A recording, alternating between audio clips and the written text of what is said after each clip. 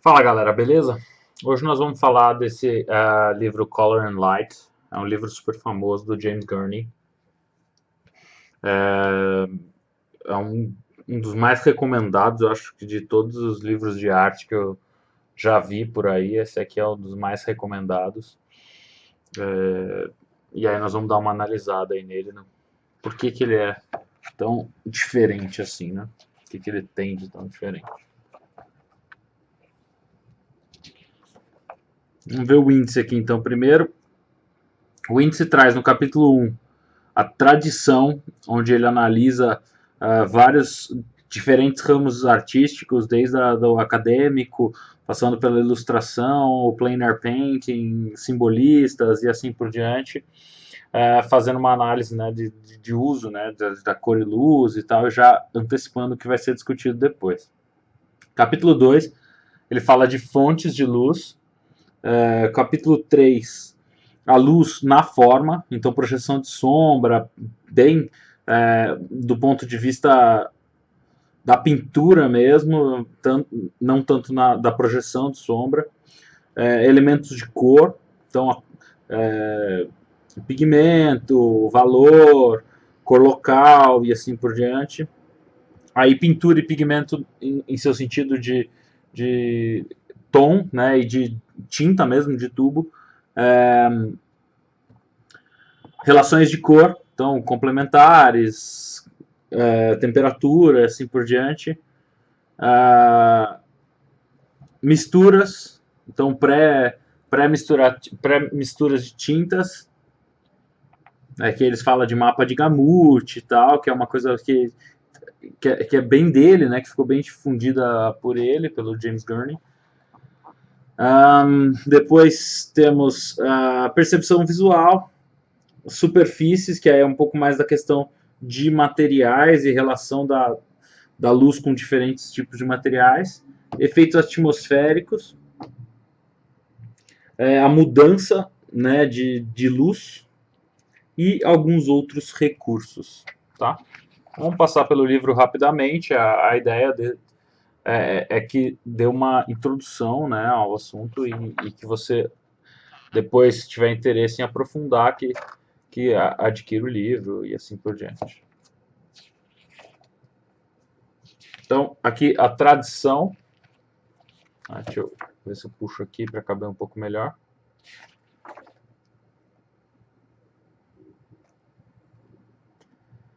Então, a cor dos antigos mestres, a tradição acadêmica, o plein air painting. Então, quando começou a ter o tubo, né, de tinta, começou a ficar mais fácil de você sair para pintar. Aqui o Hudson River School, que é uma escola também de pintura super famosa em termos de paisagem. O movimento de plein air. Simbolistas, ilustrações, e aí ele fecha para começar realmente as fontes de luz. Nas fontes de luz ele vai trabalhar a luz direta, a luz de overcast, a luz indireta, né, de tempo nublado, a luz passando por uma janela, a luz de velas ou de fogo,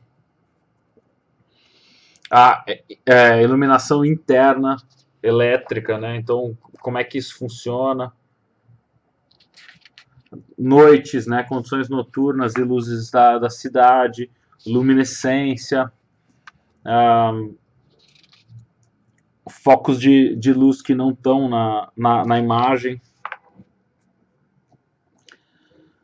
E esses são os principais tipos de luz, né? Aí ele entra na relação da luz com a forma.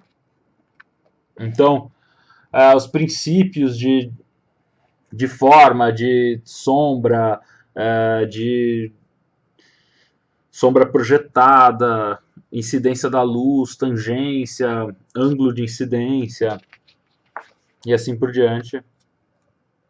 Separação da luz e sombra, então relação de luz e sombra. Cast shadows são sombra projetada. Half shadow, que tem uma outra fonte de luz, né? Ou divide o elemento também na metade. É uma forma de criar drama, ele diz aqui, especialmente vertical, se você divide no meio, né? Que ele faz nesse exemplo aqui de baixo. Sombra de oclusão, iluminação de 3/4, iluminação frontal. Aí ele pega a figura, né, e a cabeça humana para iluminar diferentes formas. O rim light, né, ou iluminação da borda. Esse tipo de iluminação é contra a luz, né?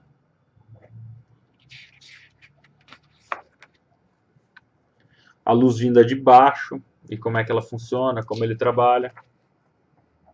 Luz de rebatimento, são conceitos super importantes de luz, principalmente quando você tem situações como essa, onde você vai ter luz do sol batendo no chão e vai ter luz de rebatimento aquecendo as sombras. Spotlights e a sombra projetada por elas. Há algumas limitações do princípio de forma. E aí ele passa já para cores. Então aqui até agora ele falou de sombra, projeção de sombras e como trabalhar esses elementos, né? E aí aqui ele vai começar a introduzir a questão da cor. Então ele fala uma nova forma de pensar o círculo cromático, pigmento, né, versus valor. Então a croma, né, que é a cor em si, né, versus valor. Cor local, então a cor que não está influenciada pela cor da luz, seria uma cor meio em luz branca. Os cinzas e cores neutras. O problema com os verdes, então o uso de verdes e como ele pensa essa questão. Gradação.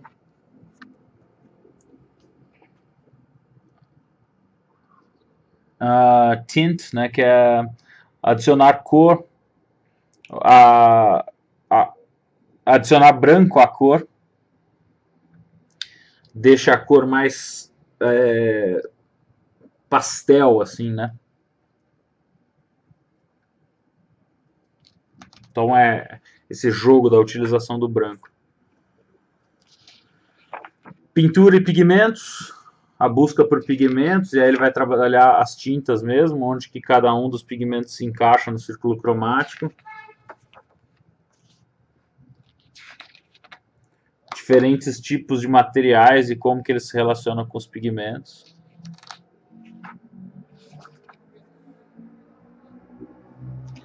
O fato de usar um underpainting, uma base da pintura quente. Painéis de céu.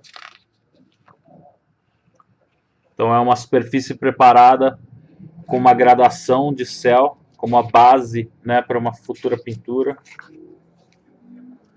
Transparência, pintura mais transparente, né? Arranjos de paleta, então diferentes paletas e como colocar suas tintas para de forma a não sujar muito. E aqui ele fala a questão de paleta restrita e de gamute. Paletas restritas.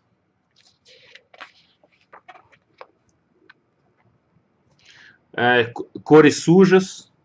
Então o que é essa cor suja e como ele trata ela, tá?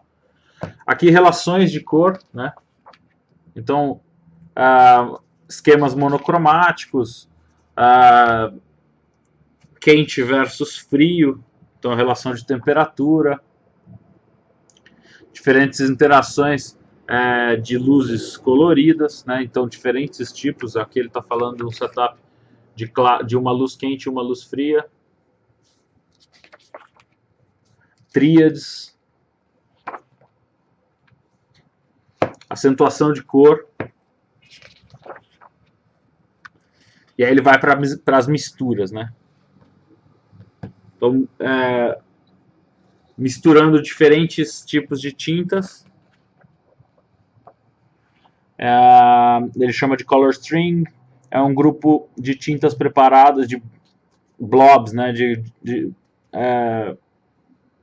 manchas de tinta preparadas de um certo valor, misturado com a espátula. Mapa de Gamut. Isso ele tem alguns tutoriais, tem algumas outras pessoas que fazem tutoriais referentes a isso também. A criação, né, dos mapas de Gamut. Shapes e esquemas de cor. Misturando um Gamut controlado.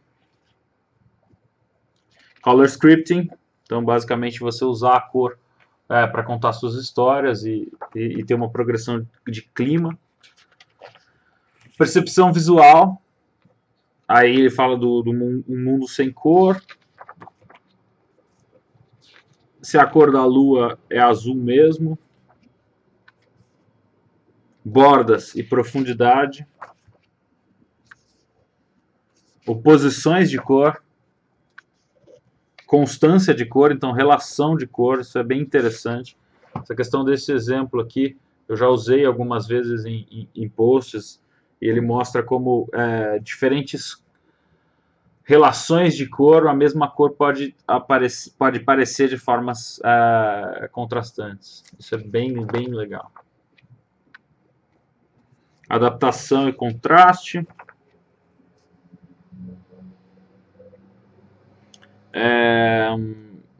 Salvando cores, né? Parece.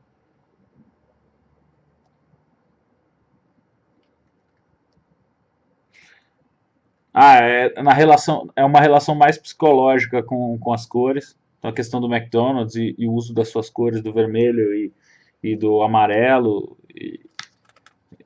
e essa cor mais, essa questão mais psicológica, até terapêutica da cor, tá? Superfícies e efeitos. Então, a luz transmitida. Acho que basicamente o que ele quer dizer é a subsurface scattering. Não, subsurface scattering ele está falando aqui agora no próximo. Mas é mais ou menos a mesma coisa. Quando a luz passa por um material um pouco fino, semi-transparente, a cor enriquece. Que é mais ou menos o que a gente vê acontecendo no subsurface scattering, né? Que ele usa o exemplo aqui.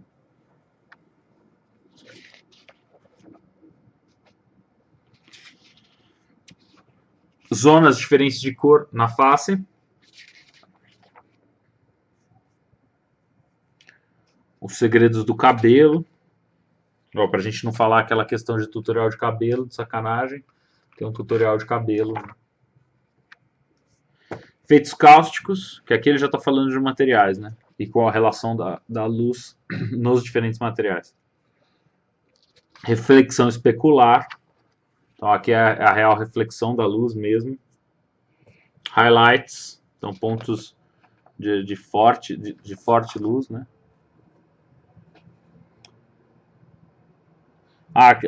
Quando você tem uma fonte de luz muito forte e como isso reage, né, com o resto da exposição da cena. E normalmente essa região muito forte ela é circundada de uma relação, de uma cor muito forte, que ele chama de color corona. Motion blur. Isso com Photoshop a gente faz com certa tranquilidade, né? Mas imagina fazer isso na pintura a óleo. Fotos e observação. Então, o que procurar numa foto e o que não procurar numa foto. Efeitos atmosféricos. Então, o azul do céu, perspectiva atmosférica reversa. A Golden Hour, que é o pôr do sol, né, ou o amanhecer. Eu acho que ele chama o amanhecer de Golden Hour, porque logo na sequência ele fala de sunset.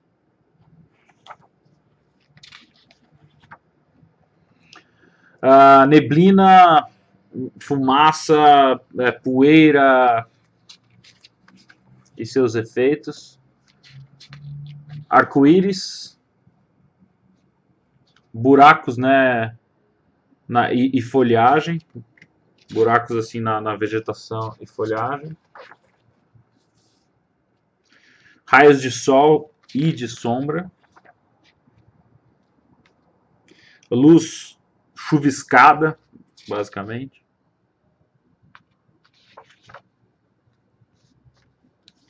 A sombra das nuvens. Quando o primeiro plano é iluminado. Neve e gelo. Então ele trabalha muito a questão dos materiais, né? A transparência e reflexão na água. Então aqui ele vai falar de um pouco mais de Fresnel Effect e assim por diante. Os riachos, né, de montanha.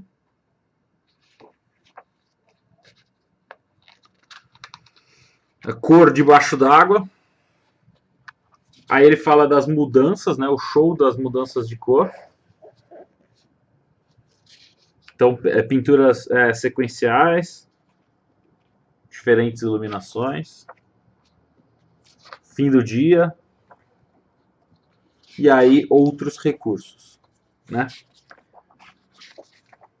Esse livro, ele conversa bastante com o livro do Scott Robertson, né, do How to Render, mas de um ponto de vista mais da pintura e não tanto dos aspectos técnicos da renderização e de cores, né? Ele tem um viés um pouco mais artístico, vamos dizer assim, do que técnico. É bom que os dois se complementam bastante. Então, se você quiser entender aspectos um pouco mais técnicos do efeito Fresnel, por exemplo, vai ser no livro do Scott. No Color and Light vai ser um aspecto mais de aplicação na pintura. E assim por diante. Subsurface Scattering, o How to Render trabalha muito mais com aspectos inorgânicos, então reflexão de metais e assim por diante, como é que eles funcionam, muito mais do que esse, que trabalha muito mais os aspectos orgânicos, de pintura de paisagem e assim por diante. Então é o que eu falei, os dois livros se complementam muito bem nessa questão. Beleza? Espero que vocês tenham gostado, então. Se gostou, dá um like no vídeo aqui. O link para a compra do livro vai estar aqui embaixo. É um livro realmente muito bem recomendado e eu também gosto muito dele. Então vale a pena ter na sua prateleira. Beleza? Então é isso. Vejo vocês no próximo vídeo. Valeu!